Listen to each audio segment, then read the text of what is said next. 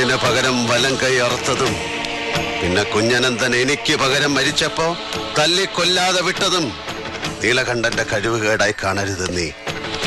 വലം കൈയിലേക്ക് ചോര ഊട്ടം കൂടിയപ്പോഴും ആയുധം താനെ കൈയിലേക്ക് വന്നപ്പോഴും മനസ്സിനെ ശരീരത്തെ ജയിക്കാൻ ഞാൻ ശീലിച്ചതിന്റെ ഫലമാണ് നീ.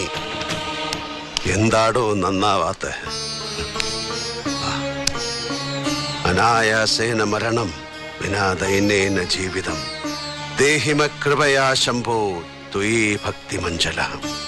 അനായാസമായ മരണം, ദീനമില്ലാത്ത ജീവിതം നിന്നിൽ അചഞ്ചല ഭക്തനായി എനിക്ക് തന്നാലും ശംഭോ ശങ്കര ഗൗരീപദേ. അങ്ങനെ പ്രാർത്ഥിച്ച് കൂടേണ്ട പ്രായമായി ശേഖര.